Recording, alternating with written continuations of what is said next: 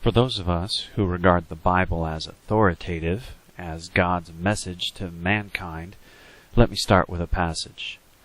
Acts chapter 17, verses 24 through 27.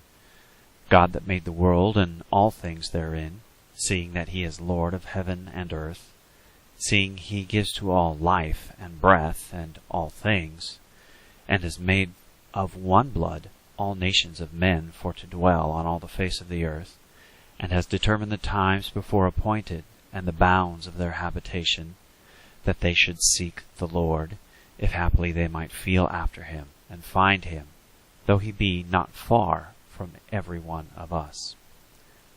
God used the Apostle Paul to tell us, in a sermon to those who are not of the same culture as Paul, as in not Jewish, that all men are made from one blood. For those of us who know biblical history, we are all indeed the descendants of Noah. Whether very dark-skinned or light-skinned, we are all descended from Mr. and Mrs. Noah. I know this may come as a shock for those of us who are victims, I call us victims, of the public school systems. We've been taught that there have been thousands of generations on the planet and that our common ancestor looks something like a gorilla.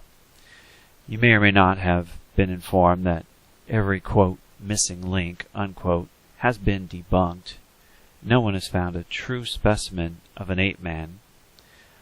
If a paleontologist is not going to get a monetary grant when he doesn't find the missing link, he gets a bit desperate. And of course, people in general are desirous of an origin of humanity that is godless.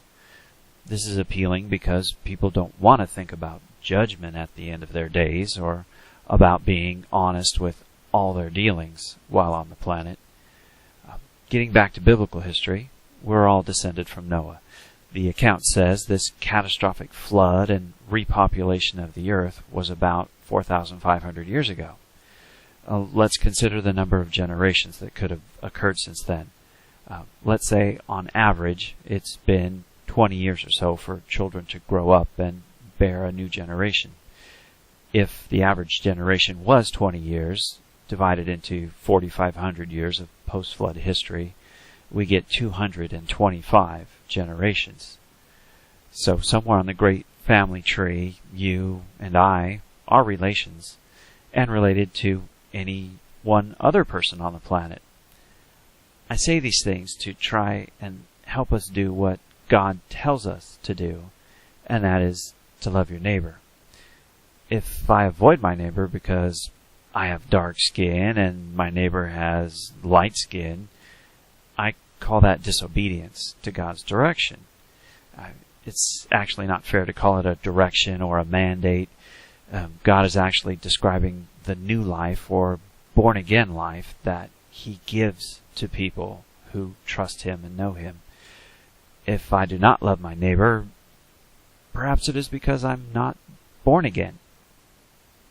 However, assuming we are born again, but just a little nervous about meeting someone whose pigmentation is different, I offer that we try and remember that there are at most 225 generations between you, me, a pygmy in the Congo, and the president of a powerful country.